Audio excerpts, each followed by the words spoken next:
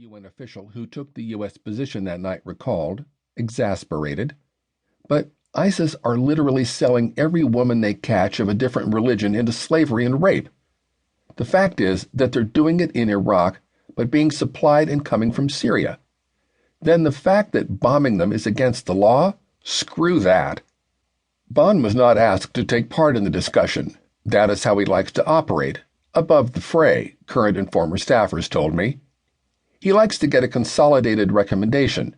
He doesn't want to navigate between people debating in front of him, one said. Besides, that night Bond was also dealing with the Ebola outbreak, Russia's invasion of Ukraine, Israel's bombardment of Gaza, violence in Mali, South Sudan, and the Central African Republic, and the persecution of the Rohingya in Myanmar. The dignitaries were already landing in New York for the climate summit. Even more would arrive a day later for the general debate held each year at the opening of the UN General Assembly. Befitting the world's farthest-flung bureaucracy, most of the staffers' argument took place over email. After a few hours, they reached a compromise that would back the United States and delivered their agreement to the Secretary General. But the final decision would be Bond's alone. He had not gotten the job for his decisiveness or executive experience.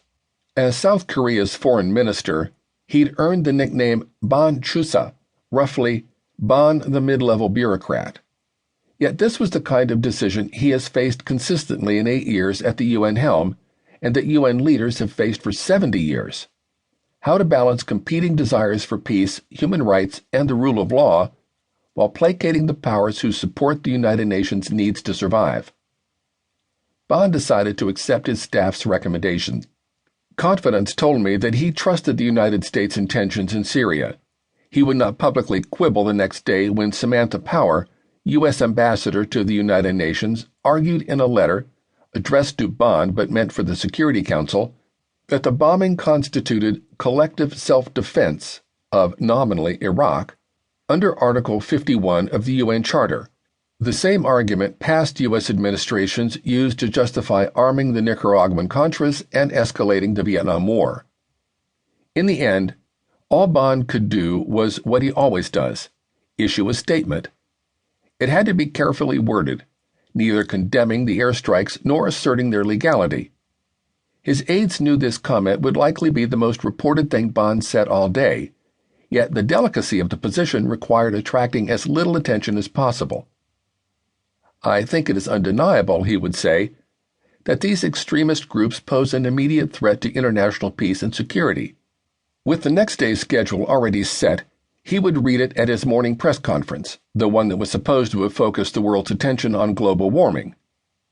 The not-so-secret truth about the United Nations is that it is almost entirely passive when it comes to the most pressing matters of global security. That weakness was built into its structure. Because it can't coerce Russia, the United Nations has no formal role in enforcing or monitoring the latest ceasefire in Ukraine. Its months-old strategy of freezing the Syrian conflict into a humanitarian safe zone around Aleppo has so far failed to freeze anything.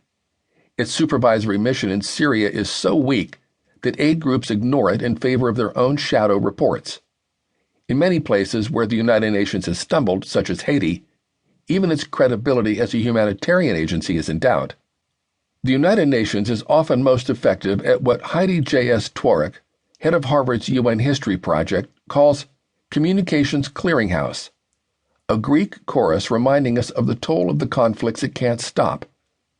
The UN Committee on the Rights of the Child set off a media storm with its February 4th update on Iraq, drawing attention to ISIS's enslavement of girls, mass executions of boys, beheadings, crucifixions of children, and burying children alive. Yet it couldn't get people to read the whole report. The next line, deploring the very large number of children killed and severely injured as a result of the current fighting, including by airstrikes, went ignored.